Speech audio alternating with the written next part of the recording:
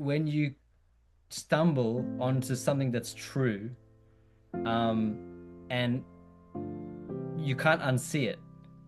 And so that's the thing with Bitcoin. When you see it and you understand it, and I think there's still so much more to learn. I just fell in love with the theater. And so as you were saying, yeah, 11 years old, started ballet, got serious when I was 13, watched all those videos of Carlos Acosta. I'm trying to see if I can get our church to accept Bitcoin, and I want to actually build a Bitcoin treasury for the church. Even if it comes from my own money, I'm like, I'll just start something. My conviction, and I'm pretty sure it's the same for you, is that basically everything else is a scam. Every other crypto, it's either a scam or it's just a continuation and slightly more advanced version of the current fiat system, which is also basically a scam. Welcome to another episode of Bitcoin for the Arts part series. Share your Bitcoin journey. And I am Dion Wilson, the founder and executive director of Bitcoin for the Arts, a 501(c)(3) supporting artists with Bitcoin native grants, workshops, and education, partnering with organizations and art institutions alike. We want to send a profound message and allow people to be able to understand that there is possibly a better way forward when we talk about how we go about creating art and just in general how we go about living on a sound money standard. Bitcoin has given us a tool to think about a better way forward. And here at Bitcoin for the Arts, what we want to do is allow artists who have found Bitcoin to come and share their experiences and their journeys and talk about how Bitcoin has helped them, how Bitcoin has changed their thinking, how Bitcoin has helped them evolve in their creativity. And today I am very excited because I have with us an artist who I can personally relate to his journey. We share a very similar path in artistic creation. And as a Bitcoiner, I thought that it would probably be a very long time that before I would find someone who has found Bitcoin and has shared the same artistic path that I've had. And as a Bitcoiner, and Bitcoiners can speak to this, just in general, to come to an understanding of what Bitcoin it is and how it can help you, we found that it has been a very isolating path. And it takes a while for what we call being able to orange pill a friend or loved one to come to this understanding of what Bitcoin is. So without further ado, I would like to introduce to you a gentleman who has found Bitcoin, and he is a artist of one of the highest caliber institutions for his genre of art. I'd like to introduce to you Benjamin Ella. Benjamin, welcome to the show. Thanks for having me. So, Benjamin, most people know you as a soloist of the Royal Ballet, 17 seasons, created roles with Wayne McGregor, Crystal Pite, Hofesh Shechter. For anyone who doesn't know your story, take us back to Melbourne. Tennis player turned dancer at 11, obsessed with Carlos Acosta's by 13, and a full scholarship to the Royal Ballet School at 15. What was it like living in Australia as a teenager chasing this? Yeah. So, my parents were actually ballet dancers, as well, although they didn't push me into ballet. And yeah, as you said, like I wanted to be a tennis player. But at one point, my parents, with their school, their ballet school, they wanted to do. They had like a production, and they needed someone to do a walking on role, and I was like, oh, ballet's for girls, but this is just a walking role. Let me try it. And I just fell in love with the theater. And so as you were saying, yeah, 11 years old, started ballet, got serious when I was 13, watched all those videos of Carlos Acosta, and watched it 3 times a day. I was absolutely obsessed. and knew that that was what I wanted to do. Came over to London when I was 15, um, and yeah, it was crazy, coming from like literally the other side of the world. It was very exciting, exhilarating, seeing all the talent. Um, and I actually auditioned for Paris Opera Ballet School as well, but I was very lucky to be able to get a full scholarship at the Royal Ballet School. And so, yeah, did the 3 years there. Um, I would say it was it was awesome. When you look back in time, you just go, wow, I really knew nothing. And I'm sure I'll still say the same thing probably 10, 20 years from now. Um, but it was, I was learning a lot, surrounded by incredible dancers. My roommate was Vadim Muntagirov, who's now a principal of the Royal Ballet. And yeah, I basically I graduated from school injured with a big injury. Um, in I had a stress fracture in my navicular, and the way I see it now, I didn't have a faith back then, but the way I see it now was that God was humbling me because I was very very arrogant. I thought I was the best thing since sliced bread. So I think it was good for me at the time, but even though it was very painful, and so yeah, it was good, but yeah, I joined the company injured, and basically struggled for the first couple of years. But yeah, I hope that kind of answers the question. Wow. So you were able to join the company while you were injured. Uh, Yeah, well, yeah. that really speaks to your level of talent. Well, yeah, it was I think, so at the time, Monica Mason, she's now Dame Monica Mason. She was the director. So she was my first director in the company. Um, and she really supported me, and she saw me, coming through the Royal Ballet School, and she was basically the director for 3 years, and funnily enough, I was injured for most of that time, and I actually almost stopped dancing because it was the same stress fracture that kept opening. And the third time, I finally had an operation and got two titanium pins put in there. Um, and she never really saw me fully get back, but I really don't I really believe that if it was any other director, I wouldn't have I wouldn't have made it. I would have got fired. Like it's a miracle that I didn't. And I'm so grateful to her for that. And then Kevin, who's now the director, Kevin O'Hare, he joined after that, and then or he became the director after that. And I kind of slowly built up and then started getting into it properly. Wow, that's remarkable. That means it was really meant for you. Yeah, yeah, I think Now, so. let's go back a bit because you mentioned that your parents were both professional dancers. So your parents were ballet dancers and they ran their own school. You talked about the blurred lines between parent and teacher living in a studio, the Mm. financial pressures. So how did growing up inside that world shape how you think about money and the economics of being an artist? Yeah, so yeah, it's funny. So yeah, as you said, like they had a ballet school. They've actually since sold that, but they still have a ballet training program, which is in 14 different countries. And I think, well, obviously, the first thing was that I was always surrounded by ballet and surrounded by classical music and stuff like that. I mean, we also did jazz. We did a few other things as well. Um, but I think it was interesting for me to see, it was their own business. And they were very much, I think, sometimes you don't realize how much you actually take in from your parents.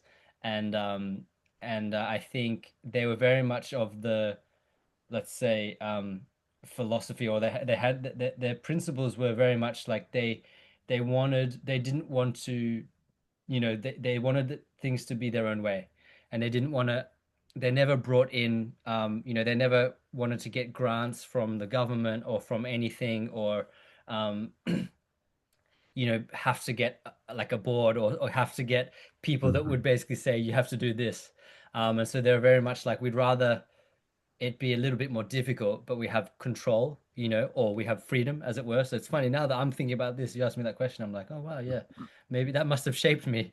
Um, And so, seeing seeing my dad with my dad generally was the one doing all the managing and the paperwork and all that kind of stuff. And my mum was very much, even though my dad did some teaching as well, my mum was very much, in the studio doing the teaching, coaching, and kind of the almost the face of the business because she was a prima ballerina.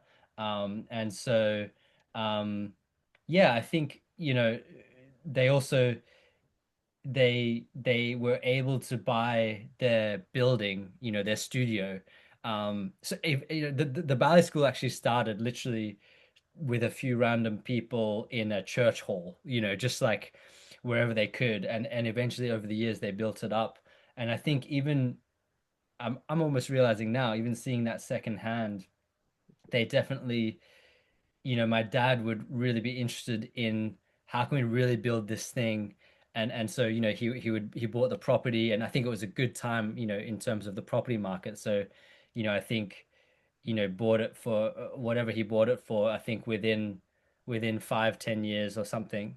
In Bitcoin terms, it wouldn't be the best advance, but still, it was like it was before Bitcoin, but it was, I think, sold it for like 2.5 times the amount, which is amazing.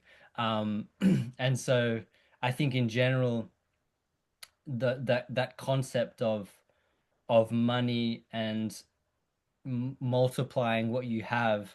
Um, Although I wouldn't say I really understood money at all. It was more just yeah, I guess I just observed a bit of that. Um, and also just of in terms of buying property. And so like even funnily enough, when I got injured and had my operation, I think it was the day of my operation that I put in my offer for my first property that I bought. Um, and that was with help from my parents. I got to be honest. I wouldn't have been able to do it without them. And I think from then on, when you got a bit of skin in the game, you start kind of learning about things and understanding, how things work. But that was probably only the beginning, really. Mhm. So it sounds like your parents understood the financial system very well, and they took a conservative approach, and they understood that it was better to try and build on their own, and Hmm. took that low time preferency approach, even in the traditional finance system.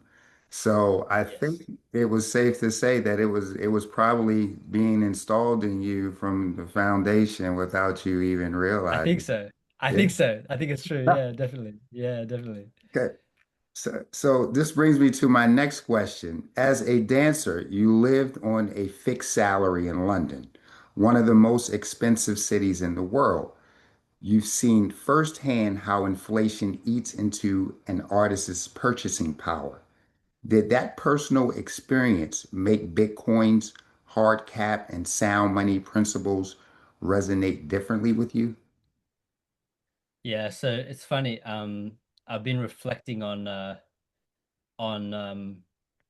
fact that I wish I had a more of a low time preference than when I was younger. But yeah, sometimes you have to learn the hard way. But I think so. I think I didn't really used to think about it too much, other than in terms of okay, I want to um, you know make sure I was more like bricks and mortar, that was the kind of thing, which is what a lot of people, you know, try to save in.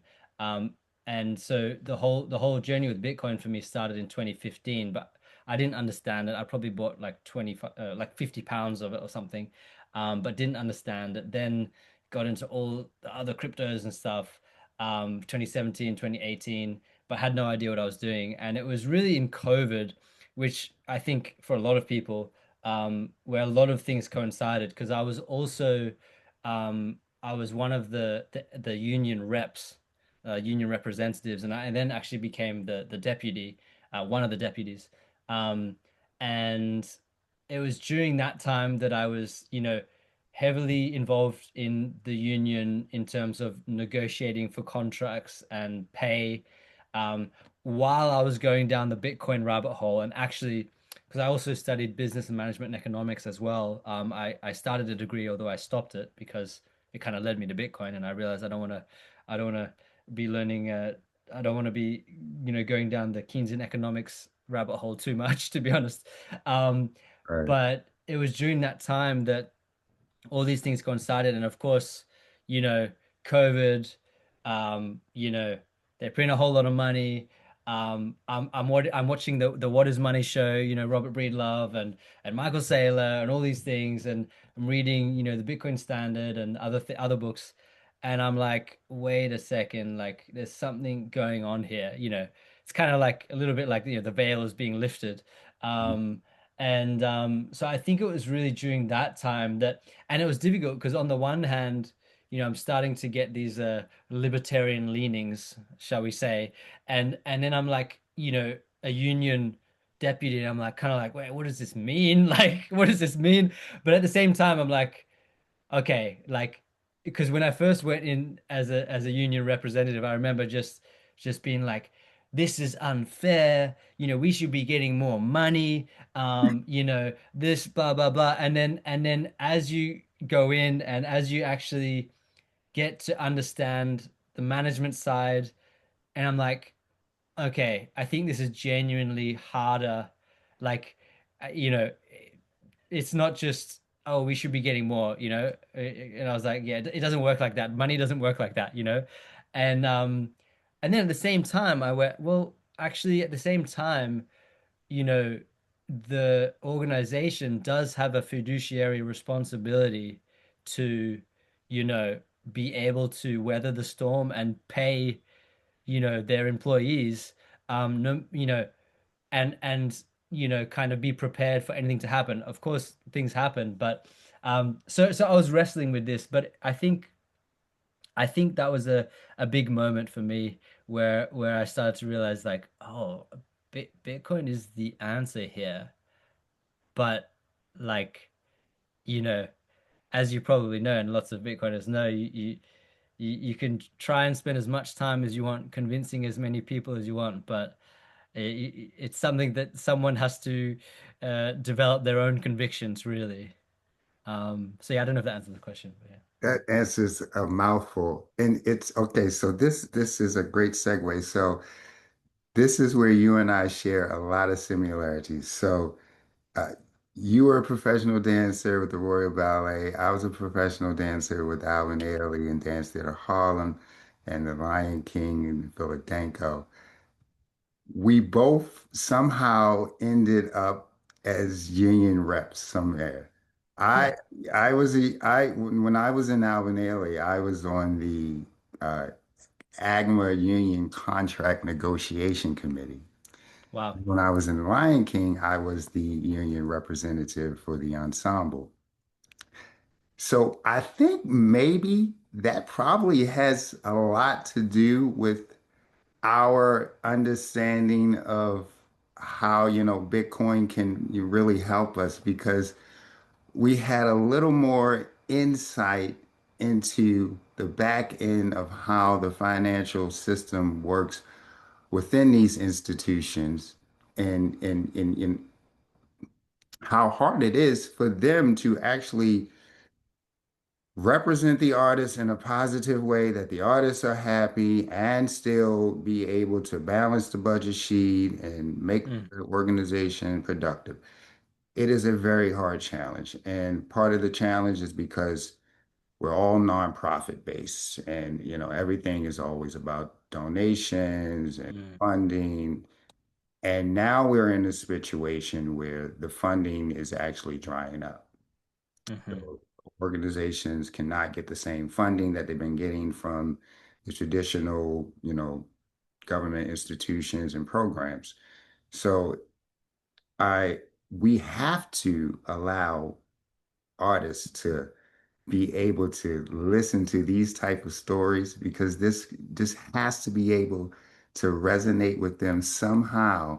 mm, Understand that here we have two dancers from opposite sides in two major cities, London, New York, working at what we would call institutions that are what we as dancers achieve to be in. These are Yes. institutions that we were passionate about as students, that we grew, that were on our trajectory, that if we make it to this level, then we have achieved ourselves as dancers. Yes. We're at the apex of where we want to be in Mhm. our career. But then somewhere along the way, that doesn't line up with our economic situation. We're at the apex in our career, but we're not at the apex of living. No, So, no. so, and this is why we have Bitcoin for the arts. This is exactly why, Yes. I want to have artists understand that we have to have a better way forward. And this new sound money system gives us that opportunity. So you created roles and you with Wayne McGregor and Crystal. Am I saying the Crystal Pike? Is that right? Crystal Pitt? Yep. Is that Crystal correct? Pite. Crystal Pite. Okay, and Hofesh Shechter. So some of these, the most innovative choreographers alive right now. Pite's flight pattern dealt with a refugees crisis. McGregor's The Dante Project explored suffering and transcendence. Do you see any philosophical um, parallels between the themes of these works and what Bitcoin represents? Yeah, yeah. Absolutely. Yeah. It's it's funny. I love what you were saying before as well about how I mean we as artists really need Bitcoin. And I think there's an ideal there. Um, but sometimes things aren't always ideal. But in terms of working with those choreographers, uh I mean first of all it's amazing working with those choreographers. Like so many crazy experiences. Crystal Pite, um yeah, Flight Pattern was a very beautiful and moving experience actually. Um, a great piece and project to work on. I think I think it's funny because I think as well that and maybe I don't know how you feel about this, but I think I've changed the way I look at these. There was a point where, and this will be controversial. Okay, you ready? This will be controversial, especially in the Bitcoin space. I used to think that fix the money, fix the world. And now I think I don't think Bitcoin fixes everything.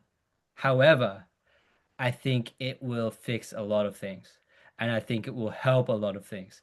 So I say all that just to say that like I don't think it's like the panacea to fix all human suffering. Do you know what I mean? Mhm, In mhm, saying that, I mean look at where it's funny because in general, probably and you tell me if I'm wrong, but it seems like where you see the most adoption is either massive financial institutions or literally refugees and people that are in the global south, as it were.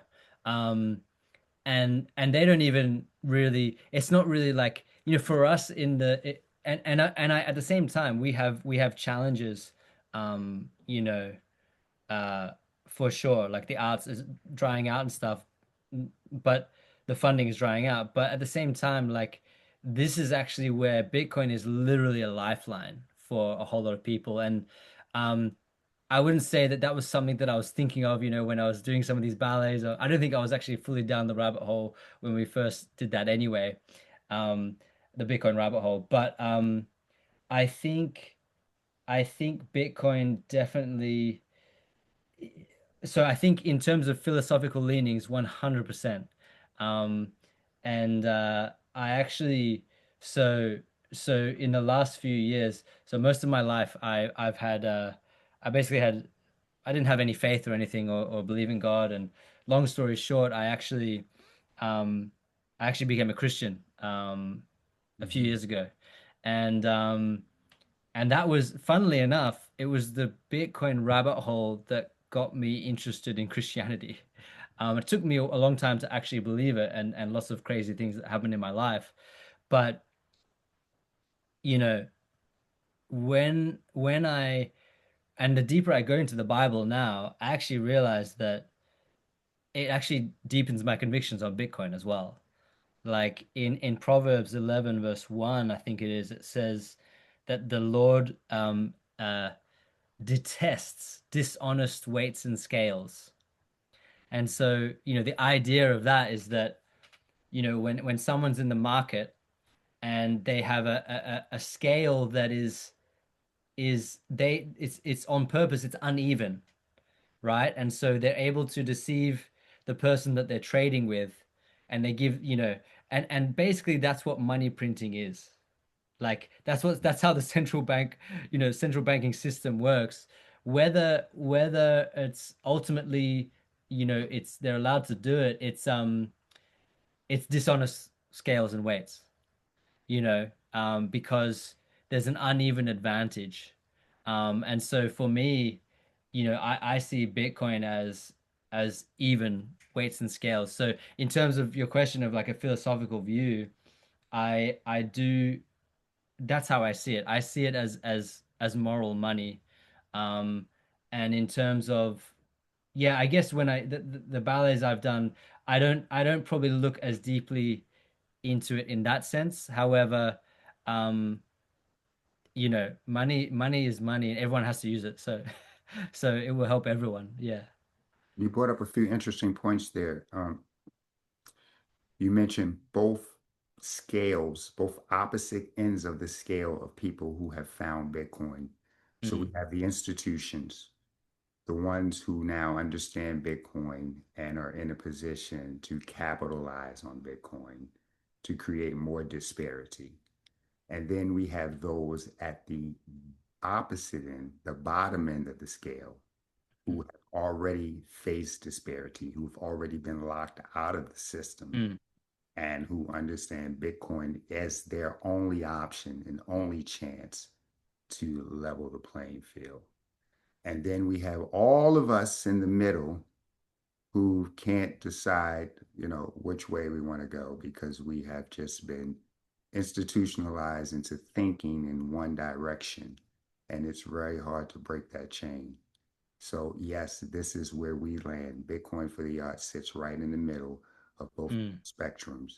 And we want to bring in all of those who have not found Bitcoin, who need to understand the value system and what it allows for us to create.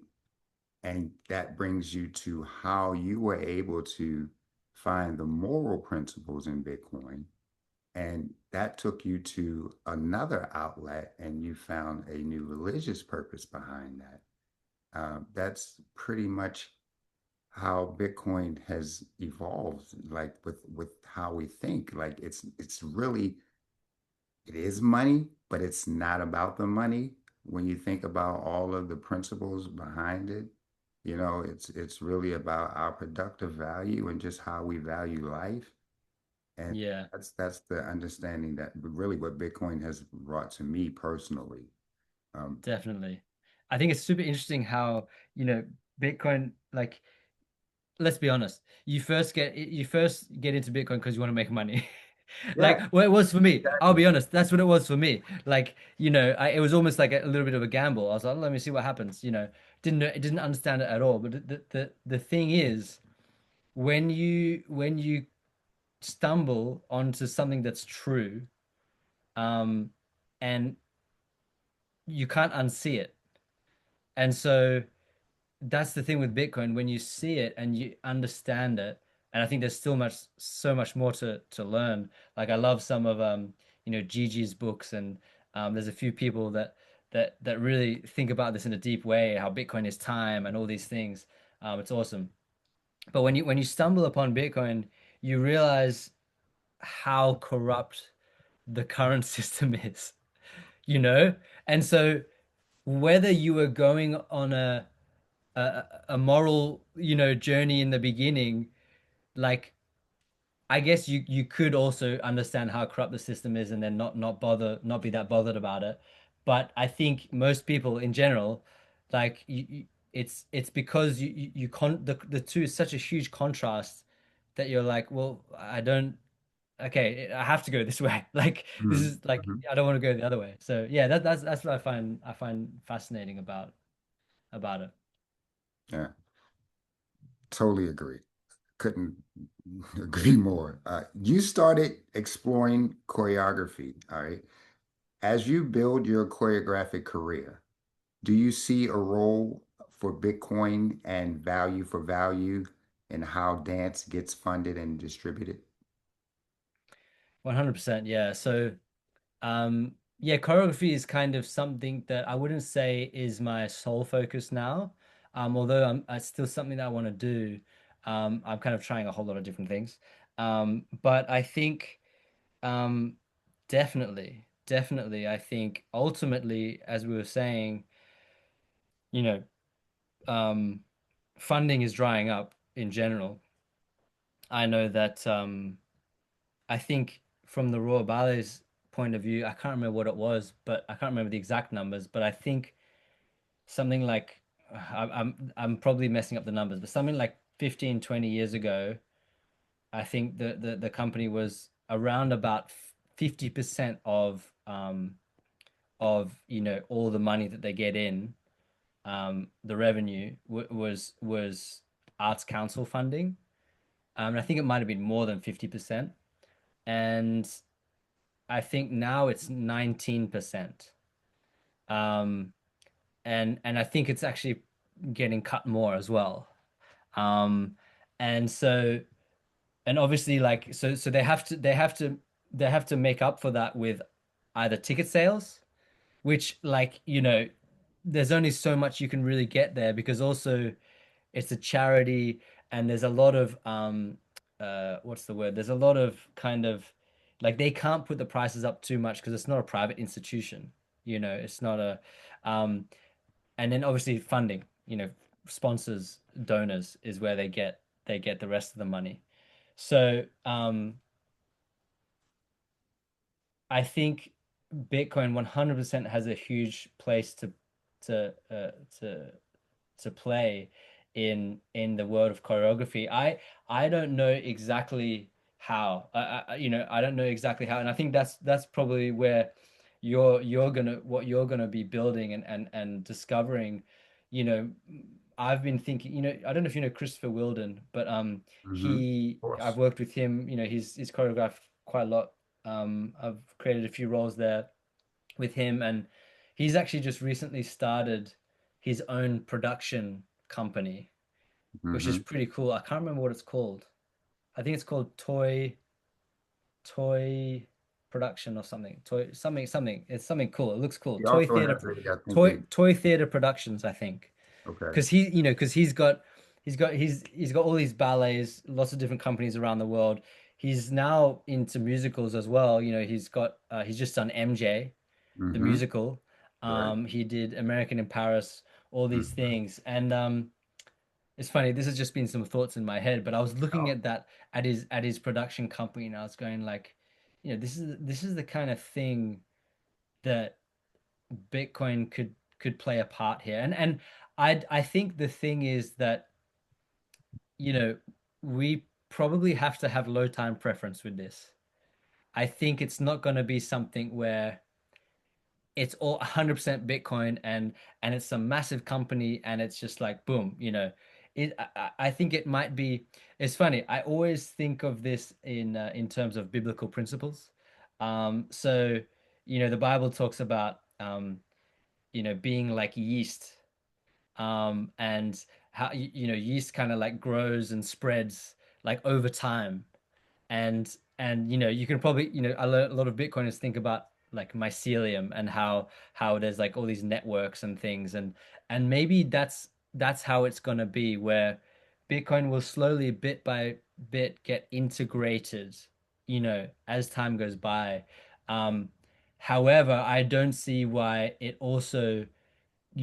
could also start in a smaller way where you actually do single out choreographers, and maybe they actually are full Bitcoin from the beginning, and maybe it starts with small projects and builds from there. I think you could again, you could look at it from two different angles. You could actually look at it from an institutional angle, but it's not you're not trying to take over the whole institution in one go, but you're just getting in there step by step.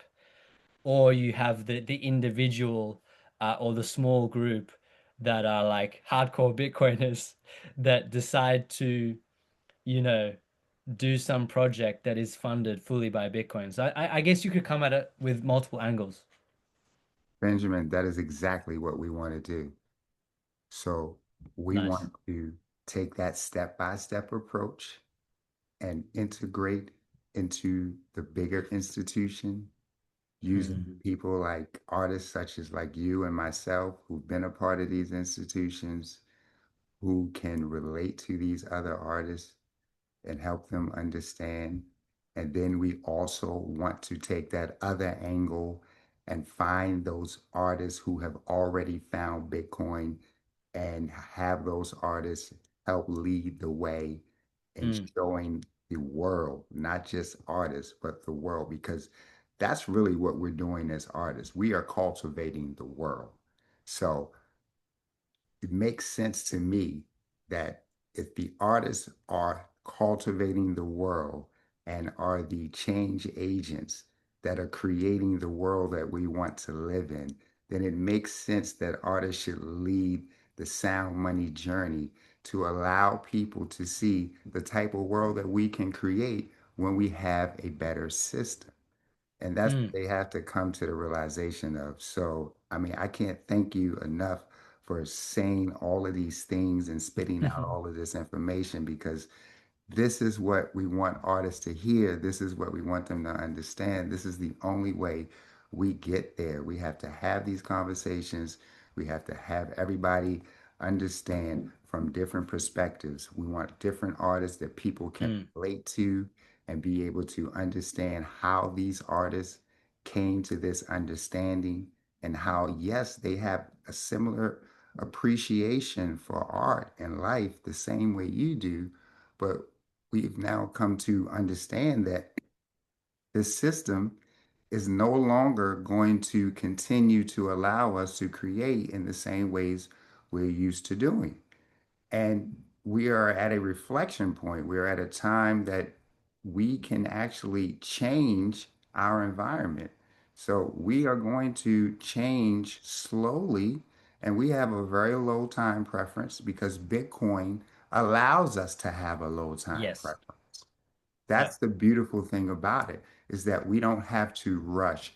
We can emerge onto this sound money standard in a low time preference because that's Mm, exactly how it allows us to work. yeah. So, it's brilliant. So you're now, found a new form of money, you found a new way of thinking, you found a new religion, and you're now focusing on choreography. Would you say that you're focusing on choreography full time now, or how are you transitioning after your retirement from the Royal Ballet? Yeah, so yeah, definitely not full time. I'm so in general, so I just had my wife just had a baby. Our first child. She's just over 2 months old. And so I've been focusing on Congratulations. that, trying to be a dad, and trying to be present, So I think I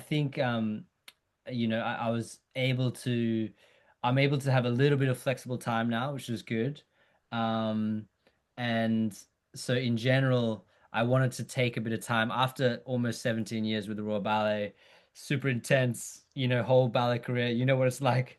Um, when I did my last show, it actually the next day it literally felt like a weight had been lifted off my shoulders. So I have been taking time, but choreography is something that again, like I think hopefully I have a low time preference with that where um I think I'm gonna go bit by bit. It's not necessarily my I'm not gonna aim. I don't want to aim and try and you know some people will.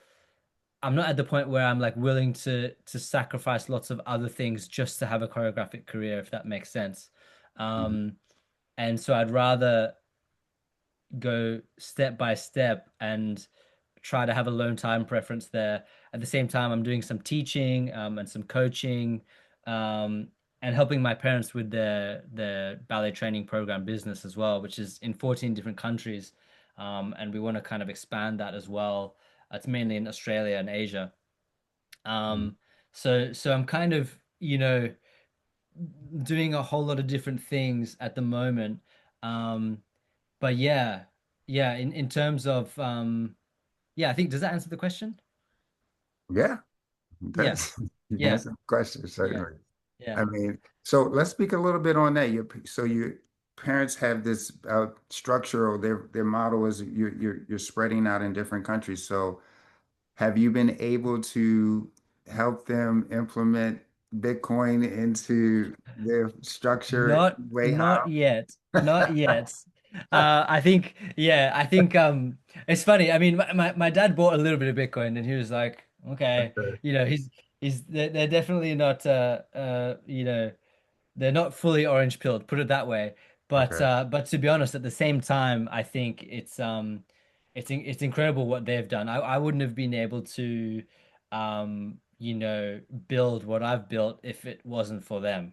So, I also am, I want to do the best to honor them and learn from them in the way they've done business and lots of different things.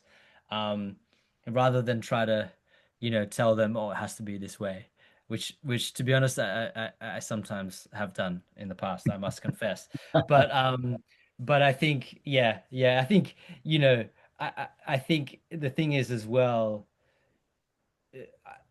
Bitcoin it takes you gotta it takes time. It takes time. I think over a period of I mean already 4 years, but let's say over it's usually over a period of like eight 8 or a bit longer that really if someone has held Bitcoin for that whole time, you can't ignore it.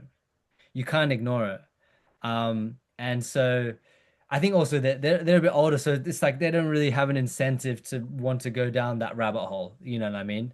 Um, but um, but yeah, hopefully, I think as time goes by, I reckon I can build a little Bitcoin treasury, maybe, and see what we can do there, just as a backup, in the background. Yeah, we'll see. So you grew up in Melbourne, the same city as Matt Finlay, who's another artist who we featured a story on our website about. So Australia has a complicated relationship with Bitcoin. Banks freezing accounts, strict regulations. What is your perspective on that from having grown up there? Yeah, I mean, I left Australia when I was 15 and obviously it was before I was I mean, I think that must have been well yeah, before Bitcoin. I'm trying to think how old I was then, but anyway, yeah, it must have been. Yeah, it's before Bitcoin even existed. Um but I think it's funny. So during the whole COVID thing, I ended up not getting vaccinated, and it was very very controversial. But I was like on the edge, and I was like, oh, but this seems very new. I'm very confused here. Like, what's the truth here? Um, and looking at the lockdowns there in Melbourne, it was intense. It was intense, and just in general, I think Bitcoiners. I would say are critical thinkers. And I think in general, since then though, I've tried to find the balance of like, okay, let's not go from extreme to extreme, but I think I would say that ultimately the thing with Bitcoin is that most people just don't get it, right? And it's also it kind of threatens the current system. So I just think people just don't understand it. But at the same time, I think you'll have to over time. So I, I'm now, and I think a lot of Bitcoiners are probably taking that route now, where it's like, who was it? Was it Satoshi that said that or something like, "I don't have time to convince you," or something like that. I can't remember the quote. Yeah. Um, so that's kind of where I'm at now, where I'm like, I don't think, I think, yeah, I think it's not going to be smooth sailing. it's not going to be smooth sailing. Um, and I don't know exactly how things are going to go, but um, it could get worse before it gets better. It could get worse before it gets better. Well, that's probably going to happen because there's a lot of noise out there. And the more noise there is, the more confusion there is, and the more complicated we make the matter. So Mm, this is why, another reason why Bitcoin for the Arts is here to mm, clean out all the noise, to let people understand there's a better way forward. It's a sound money system.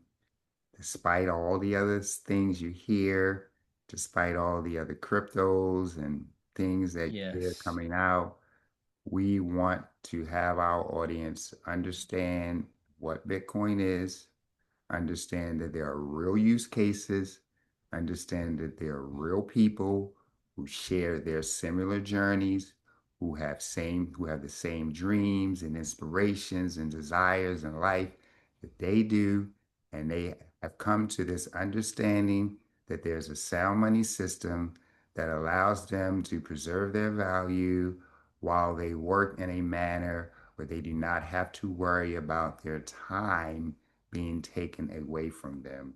So we are here for it and we have the time. Yes, Satoshi said if you don't get it, he doesn't have time to explain it to you.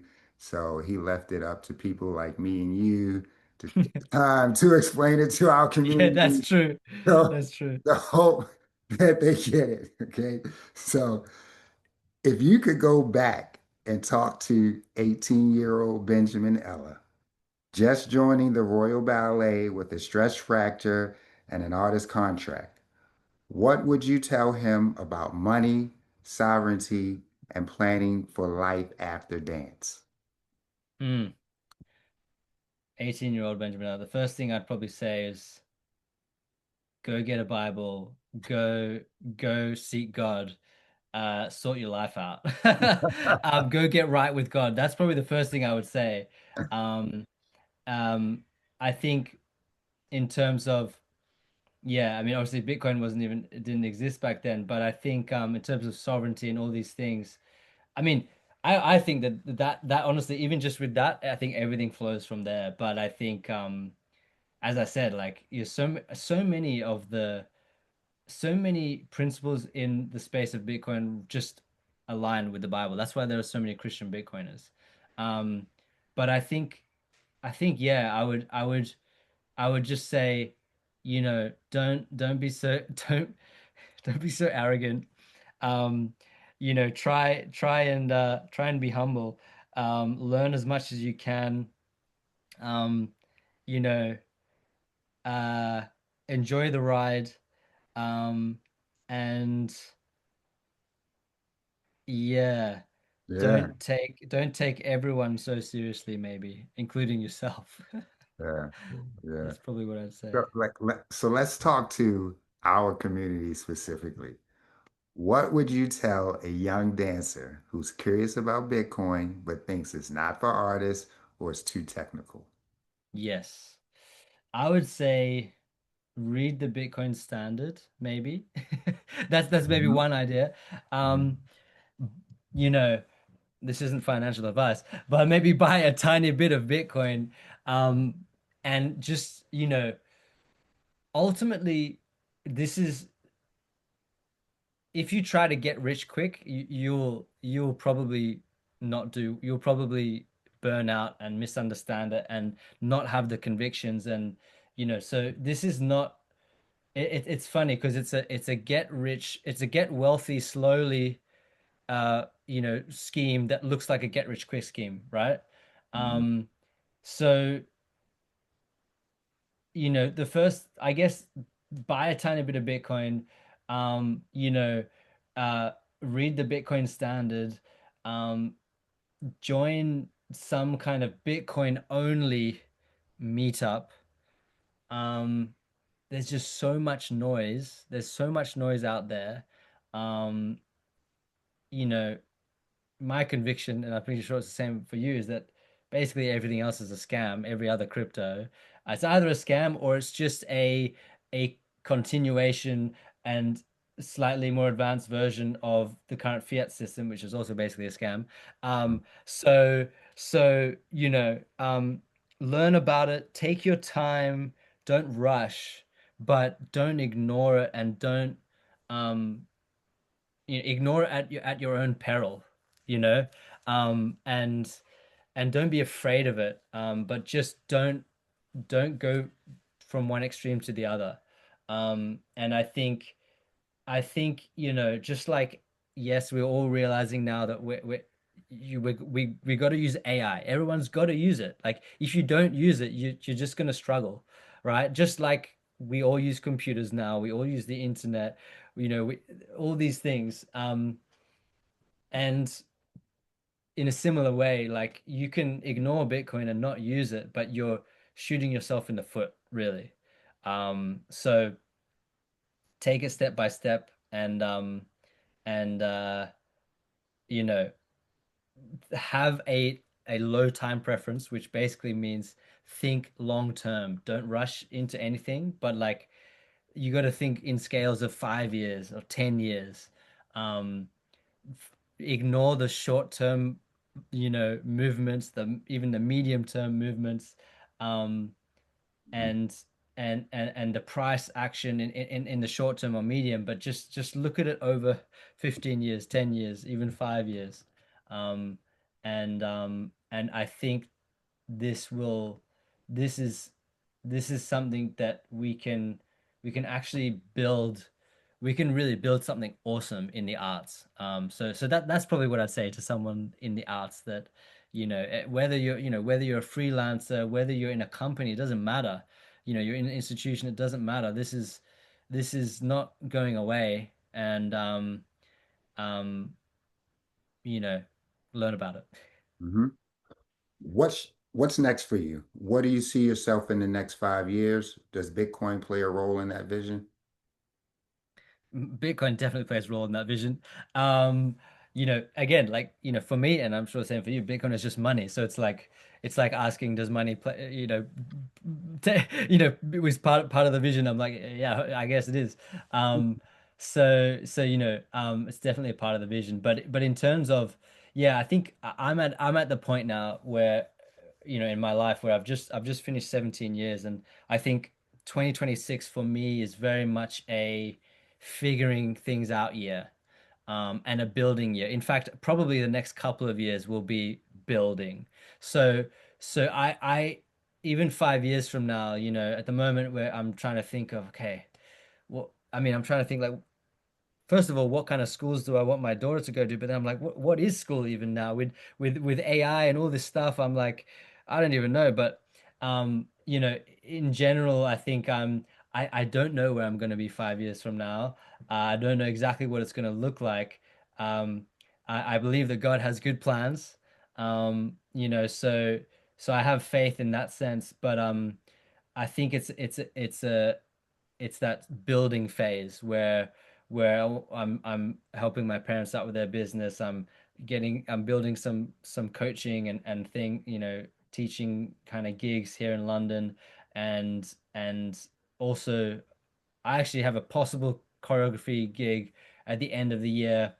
Um, and there's some things we're building in our church as well. So it's like, it's hard to say, but this is a building phase where 100% Bitcoin is just permeating through all of it. In fact, I'm trying to see if I can get our church to accept Bitcoin, and I want to actually build a Bitcoin treasury for the church. Even if it comes from my own money, I'm like, I'll just start something. Um, so I'm very, even I have a tiny business that I've started, and I'm like, I've got like a couple £100 of Bitcoin, as a treasury, and I'm like, yes, let's go. At least I'm starting somewhere. So for sure, I see Bitcoin involved in every aspect. Um, but yeah, it's a building phase, I would say. So 5 years from now, I guess, if I threw it out there, hopefully, um, I've I've built my small little business to something bigger. Um, uh, it's actually like I just own one property with that. And it's almost like a rental property business. And I'm like, so let's say 5 years from now, hopefully I have a couple other properties that then I buy Bitcoin with, that's the dream. And then, after that, hopefully I've expanded my parents' business to more countries. We've got a Bitcoin treasury there. Maybe what else? I've got a what's the word? Like a Bitcoin trust for my daughter or something like that. And who knows? I mean, so my wife and I, we both choreograph, and I don't know, who knows? Maybe we have some kind of studio where we, accept Bitcoin, and Mm. we run on a Bitcoin standard, and we host choreographers and stuff. And I'm actually, this is actually something that I've literally been talking about recently, that I'm kind of thinking through, that could be an idea, to have an actual studio in London, um, and where we host things, and choreography, and projects, and so on and so forth. So, that could be part of the vision. I love it. You heard it first on Bitcoin for the Arts. He's gonna have a studio in London, and I love it. I love Bitcoin is really opening doors, and it's allowing us to just think about new ways of how we're going to create and build the world. And I've been hearing so many stories of how Bitcoin has been inspiring people in different ways, and just listening to how you talk, and like hearing Mm, your motivation, and hearing you like think on the spot about, different ideas is brilliant. So you mm. found a way to, get the church involved, you got your family involved. Now, you found Bitcoin while you were still in the Royal Ballet. Are there other dancers there that have Bitcoin? And if not, how do they feel about you and Bitcoin? So yeah, so there are definitely other dancers that have Bitcoin that I know, Okay. but they're not Bitcoiners. Do you know what I mean? So, yeah, there's definitely, I know a few guys that have some Bitcoin, but then, they maybe also have some Ethereum, and some other stuff. Um but but yeah, I think so. It's funny. I think, and I've maybe mentioned this to you, that at some point, like, so my Twitter account, oh, it's called X now, isn't it? X and Nostr and stuff. It started as a pseudonymous account, um, and then now slowly I'm kind of like opening it up a bit more. I'm like, oh, I'm not too bothered. Like, I can kind of mention. It's kind of interesting then to connect with more people. When you mention, that I'm like, oh, I'm a Christian Bitcoiner, and I'm a ballet dancer, and so on and so forth. That's how we connected. Um, and so I'm almost coming out, as it were, as a Bitcoiner, But I think in the ballet world, I haven't really. It's a weird thing where I haven't made it a big thing. Like, I don't write it on my. It's not on my Instagram page. And like in the ballet world, Instagram's like quite a big thing. Although in general, I'm not the best with, like, it probably would have been better to post more, probably would have been better for my career, but I was kind of like, I just kind of couldn't be bothered. But I think, yeah, it's weird. I don't know, like, it's like, I think I don't want that to be like too much of a thing, if that makes sense. It's Mm-hmm. like, of course, I don't know, in my mind, Bitcoin is money. So, at the same time, I know it's like, it's an important thing. um I don't know, it's maybe something that I haven't fully thought about, but yeah, so I'm not wanting to be some influencer personality that's like the ballet Bitcoiner. I'm like, it kind of makes me cringe, you know what I mean? Okay. But yeah, So, yeah. so you did mention to me in our previous conversation that you did try to mention it to the uh, administration staff, and they Yeah. did not, or didn't quite understand the premises behind it. Yeah, I mean, a couple of times I tried to, it was interesting. I tried to mention to some people, like, in the Royal Ballet, um, I think it's again one of those things where you can't force the matter. And you know again like I think like Michael Staler is a what's the word I don't know what the word is, but like it's very unique. Like to get a big institution to suddenly just go all in on Bitcoin is Hmm. it's not, you know, that's very unusual. Um and of course, you know, like the Royal Ballet is it's like money is not at the forefront of their mind in general, although they need money. They need a lot of money because they also they basically have the whole building. I think it was like 25 years ago they completely redid the whole building. And essentially they're at this point now where it's almost all it all needs to be refurbished. Like seriously, like the boilers are falling apart and lots there's lots of issues. Um um and so but I think you know I was like trying to get it probably like trying to get it in from the top like in a big way and you know, I think maybe it's the kind of thing that I don't know. It's like I'm not gonna try to convince them. I tried twice, and it didn't work. But maybe it literally just has to come from, okay, I'm gonna do actually we're gonna become a donor of the Royal Ballet, and then the percentage of that donor gets bigger, and then they're like, wait a second, what's going on? Bitcoin for the arts or something. I don't know. You know what I mean? And they're like, okay, let's take this seriously. I don't really know. Um, It's the but precise word. yeah, let me also just say that like honestly, like I have so much respect and for the Royal Ballet and it's such an incredible institution and you know, as much as I wish they could they could, you know, accept Bitcoin, it's like you can't convince people, you know, you can't force anyone to do anything. But I think it's one of those things where I'm like, ah, such an incredible. They create incredible art, and they really have incredible people working there. I'm like, man, this would help so much. Um, and who knows? Maybe this is something. It's again, I'm gonna have a low time preference. Like we're gonna have a low time preference where it's like, who knows? Maybe in some kind of way, you know, we could influence in a different way in the future.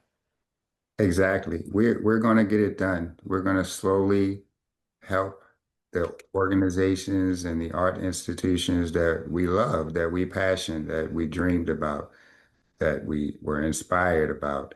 So because this means so much to us, that's why we're here in this space. This is how we were able to connect. And we're going to play our role in helping the things that we really care about find a way forward and keep them alive. Because Mm, I don't think everyone really understands the magnitude and the landscape that we're facing here, that, yeah. a lot of the major arts institutions and art as we know it could no longer exist in the very near future. Well, So, and also what's coming, right? Because it's already a tough situation. And I think it's, as we were saying before, it's probably going to get worse before it gets better.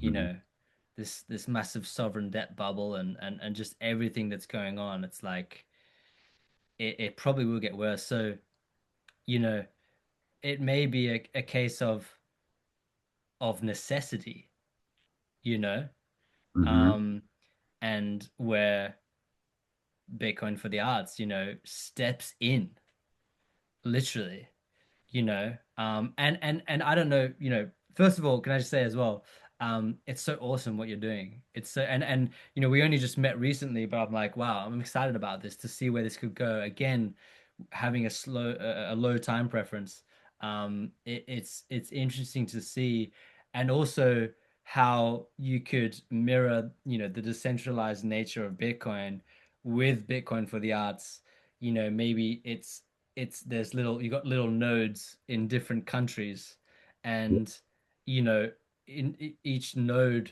grows you know over time and Hmm. then maybe is able to step in right in that specific jurisdiction right where an organization is struggling and it's like we can actually help Hear us, world. We're here to save the world of the arts. So we have the same problem here in America. We're facing the possibility of the National Endowment for the Arts being cut completely. I just received a newsletter from the New York Council of Nonprofits about this matter. So it's imperative that we lead the way to understanding there is a better way forward. We can save the arts. Mm, So, we're going to do our part and, but we need the help of everyone who believes in art. We need the help of artists.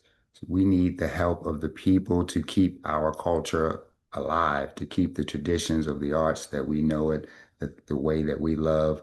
If we want it to stay, if we want to build the next renaissance in the arts, and we have to think about yeah. doing it another way. And I think we have found a path forward, and we want to build relationships with people like you and artists in other countries so that we can have those branches and have those nodes and open up this decentralized world where art can support itself. Mm, Bitcoin gives us that opportunity, but it is now our job to help other artists understand this.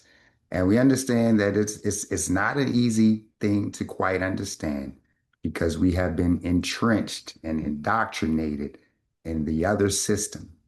mm, It's very hard to step out and look at it from the outside and understand that there's a new way to think about this. There's a new perspective. There's a new path that we can create. And Bitcoin for the Arts is here for it. If a $500 to $2,000 Bitcoin micro grant from Bitcoin for the Arts was to land in your wallet tomorrow, how would that unlock your creativity? um, it's a good question. I think probably. I mean, this is the thing. My wife and I, we both, as I said, we both choreograph separately. But funnily enough, we actually have been wanting to try a project to choreograph together and see what that's like. We might need to pray a lot before to make sure we're spiritual, you know. But I think we have a few different projects that we would want to do, and so I think that would probably, if we got that kind of grant, it would be like, okay, let's actually make steps to make this piece happen. um you know and obviously, that money would probably go to trying to get a studio, or hire, maybe even set up. In fact, we also so I know a few really good videographers and stuff, so it could be, we have basically, there's multiple projects that we're interested in trying to get off the ground.